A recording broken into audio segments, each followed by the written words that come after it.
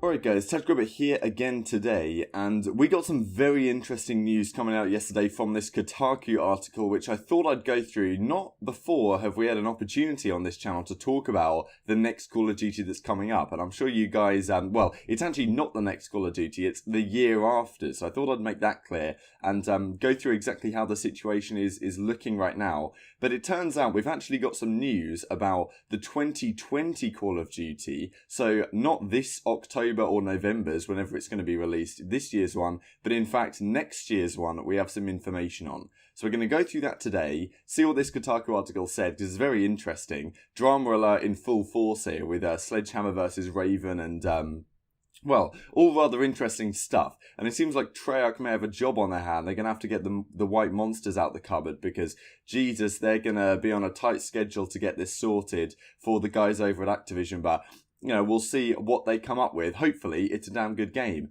But, yeah, let's get right into it here. So, Charlie Intel revealed this yesterday. Breaking. Kotaku says that Black Ops 5 coming from Treyarch in 2020. Black Ops 5, baby. It just keeps going forever. It's going to be like FIFA, Black Ops 5, Black Ops 6, Black Ops 7, who knows? Because we've never, like, a Call of Duty, you know, it's gone to Modern Warfare 3, it's gone to Black Ops 3. We've never gone over that, you know. Now we've got Black Ops 4. I thought that maybe that would be it. But looks like they're liking Black Ops 5. And supposedly it's going to be going back to the Cold War. And there is a reason for this. I will say to start with, later this year's game is meant to be Modern Warfare 4. That is the rumour. Supposedly, a couple of people like Syndicate made a video that said something along the lines of like, oh, I've just been somewhere really cool, but I can't talk about it until the 30th. That's what he said. Even though I might be hearing from elsewhere that it's actually, they're going to reveal it a little bit earlier, but it seems like by the end of this month at least, we will have some info on Modern Warfare 4 or the Modern Warfare game, whatever it's going to be this year, but it's definitely being developed by Infinity Ward. This news is for next year's game, so those of you guys who heard it yesterday that Treyarch also, you know, had maybe misunderstood what it exactly meant, because it would have made sense for the news to come out first to be on this year's game, but that's not how it is. So let's go through this Kotaku article. Like, if you guys enjoy, which I really appreciate, subscribe if you're new as always, and let's hop right into it here. So I'll link this down in the description box below, of course, if you want to check it out, but I'm going to go through it today. So this article from Jake and Schreier. Sources: Call of Duty 2020 in upheaval as Treyarch takes over, plans Black Ops 5. What about that? So, next year's Call of Duty has gone through a major upheaval as publisher Activision informed developers this week that studios Raven and Sledgehammer, which had until now led the project, will no longer be in charge. So we've seen in the past Raven and Sledgehammer, this duo ship, coming together for the last game of World War II, coming together maybe for Advanced Warfare. I'm not sure Raven was working on that. So yeah, World War II was their game. Will no longer be in charge. Instead, according to three people familiar with goings-on, Treyarch will lead development on a new Black Ops for 2020. So it's going to be the first time ever where the development cycle has shrunk beyond 3 years. Or not ever, but in recent memory. Because in recent times, since Advanced Warfare, when Sledgehammer came into the mix as a developer, we've had a 3-year cycle where, okay, Treyarch will make Black Ops 3, but then after Black Ops 3, they've got Infinite Warfare and World War 2 to develop their game, and also throughout the Black Ops 3 season as well, and then the next game comes out. So this time, they're only going to have a much shorter period. Of course, it's not yet determined how recent this is. It's possible this news could have been like a couple months old. Treyarch have already been working on it behind the scenes for a couple of months, so they've actually got a couple months more than we know, and only this story is coming out now. That's definitely possible. So it's a significant shift for Activision's massive first-person shooter franchise, which is one of the most lucrative video game series on the planet, as we all very well know. Every fall for the past 15 years, Activision has put out a new title. Since 2012, Activision has followed a 3-year cycle, which I just talked about. So these are the most recent games. Just to make this very clear, Treyarch, Call of Duty Black Ops 4 was last year's game that we're playing now. This year meant to be Modern Warfare 4 or something like that, as Kotaku and my guy Jason does allude to here. So for 2020, Activision has originally switched things up, assigning the Wisconsin-based support studio Raven to take a leadership role alongside Sledgehammer to make Call of Duty games set in the Cold War. So that's interesting how they gave Raven the leadership role over Sledgehammer for World World War II. But supposedly a lot of this is because you guys may have been aware Michael Condrey left Sledgehammer to take some like big role somewhere else, and I think he's now gone to another game development studio or something like that, and supposedly he's hired a lot of his older guys from Sledgehammer, so they're effectively left with like a hollow shell of a development team, and it clearly hasn't been going so well. So now, apparently, so a Call of Duty game set during the Cold War. Now, this is very exciting, I'm not going to lie. The Cold War, Black Ops 1, it reminds me of course, likely involving Vietnam. We've heard about Vietnam for a couple of years. So supposedly what might be happening here is Treyarch is going to take charge of leading Call of Duty Black Ops 5, but supposedly they might be taking elements of what Sledgehammer and Raven worked on in the campaign and that whole theme, putting it into their campaign, and then can work on the rest of the game. So the fact that it seems like they're bringing a campaign back is also interesting, because it means that, well, we might not have a battle royale. No one really knows what's going on with that yet. And also the whole idea of the Cold War, just might as well touch on it now, is pretty good, I think, for competitive play, because, well, we saw when Call of Duty went to the past in World War II, there was no room really to put specialists in the game. They really tend to be a future development. So I'm not sure that'll be possible in a Cold War setting, which of course is pretty exciting. And Treyarch developing a boots on the ground game, of course this is a boots on the ground game, but maybe being in the past should have less gimmicks would be my hope. That always seems to be the further in the future the game gets, the more gimmicky it gets, and that never tends to be great for competitive for my money. I don't think Black Ops 4 is particularly bad, but I think that in terms of, you know, the best team winning all the time, games like World War II were probably better. So even though 5v5 I think has changed that a little bit by concentrating the talent, but of course that's a topic that we can have for another day maybe. So moving on here. According to those briefed on the overhaul, Treyarch will take creative leadership on this new Black Ops, while Raven and Sledgehammer will serve to support studios from the game, transforming the work they've done on their own single-player story mode into a campaign for Black Ops 5, which would also be set in the Cold War. Okay, that's what I was saying, reading ahead a little bit.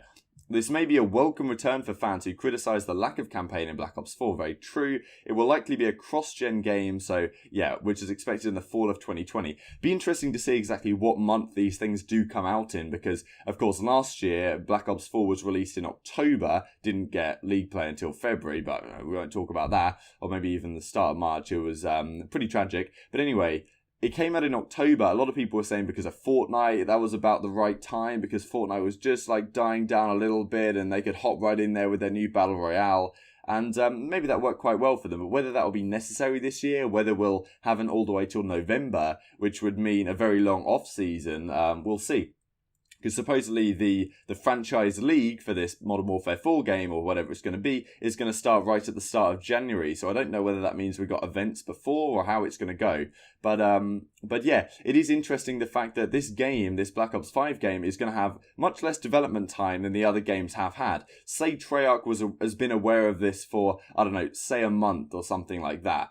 Then they've got not that long, really, to work on this game. They've got a year and, well, a half, I guess, until like October, November time of 2020. It's not tragic with other development studios alongside, but it still means they're ahead of the schedule they expected to be, thinking that they would have had, you know, an entire other year to start creating something. And whether I'm guessing they'd already worked on some things for Black Ops 5, if that's what they were thinking about. So now that's all got to be combined into what Raven and Sledgehammer have worked on. So it's going to be a very interesting combination of games, because a lot of the times you have a particular feel that a game has. And it's almost kind of been noted that some players, like competitive players, tend to be like either a Treyarch guy or an Infinity Ward guy. They tend to be better on these different types of games. I do think there's an element of truth to that. I think we can see really on this Gen G squad with Havoc and Nagafen, who have been nowhere the last 2 years. But on Black Ops 3, they were very prominent players, and same again here on Black Ops 4. So I definitely think there's an element to that, and it'll be interesting to see what the game will feel like when it's a combination of all the different styles and what kind of engine will be used. What this means is rather than getting 3 years to make their next game, Treyarch will have just 2. Some of the company are not pleased about that. They're already bracing for brutal overtime hours like they faced last year on Black Ops 4. I can't even imagine. Others told Kotaku they're excited about the change. They've got solid game plans, etc., etc. This news comes during a strange time for Activision and Call of Duty. This is another element of the story here, with Activision executives started to talk about embracing a free-to-play model for the revenue model, and might even be looking at for a free-to-play component for this year's Modern Warfare, which is interesting because a lot of games have gone down this free-to-play route where you then make money through internal sold items, and that's what Fortnite have done. That's what CSGO have moved in towards as well. They you don't have to pay for CSGO anymore, even though you do have to pay if you want to get Prime without playing the game X amount of times. It's interesting scenarios, and maybe they'll look for something similar here, because Call of Duty, a big part of their revenue surely has to be the game sale. The game's pretty expensive. In the States, it's like $60, right? In the UK, you can get it maybe like 50 quid, 45 quid, maybe if you're lucky. But yeah, something like that. That's a big revenue stream for them to potentially lose if they completely remove that. Something like a CSGO, and that went free to play. No real big deal because the game's only 12 quid to start with, or $12. If it's on sale, you can get it for under 10 quid or $10, whatever the story may be at the time.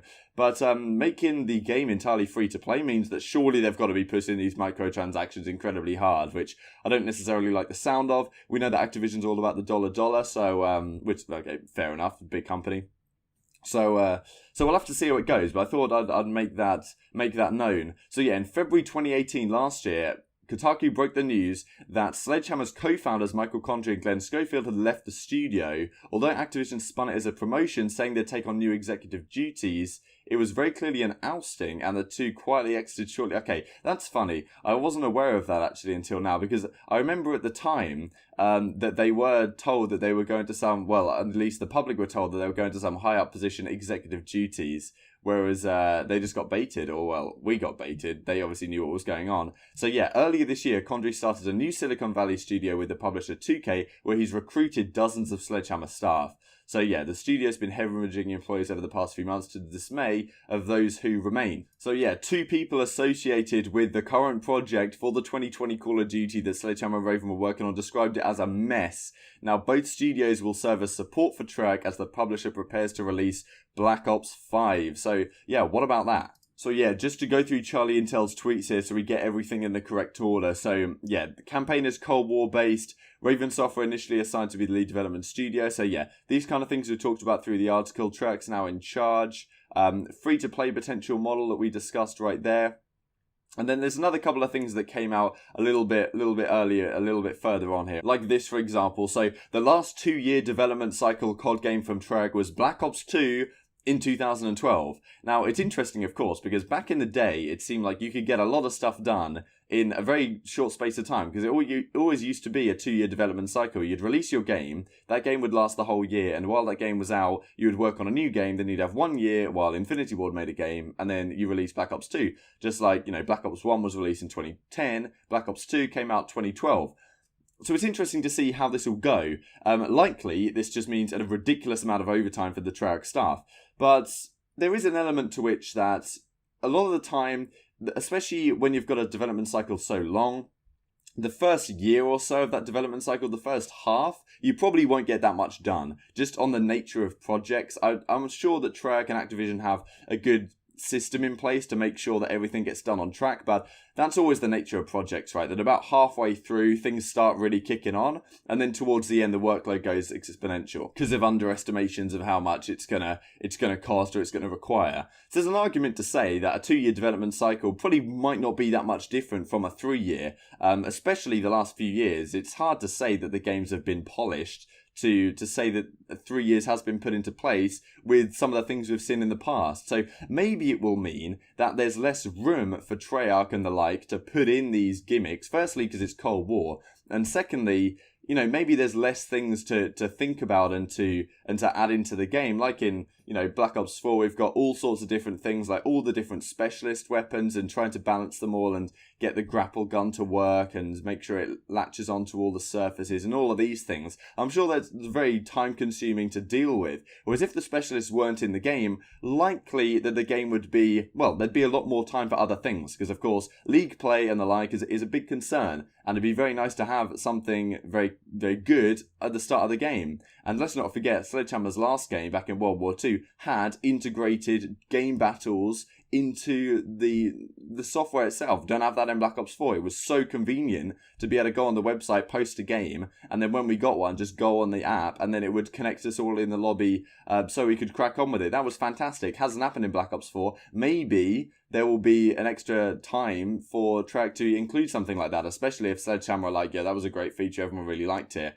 So hopefully. So yeah, I hope you guys enjoyed the video. Leave your thoughts on this down in the comment section below. A very interesting story. You excited for Black Ops 5? You thought it should have gone another way? To be honest, I don't really care what the name of the game is, but Cold War sounds quite exciting to me. So yeah, maybe we'll talk about this in future days. Modern Warfare 4 still hasn't been confirmed, but maybe the end of the month. Like if you guys enjoyed, subscribe if you're new, as always, we greatly appreciate it, and I will see you next time.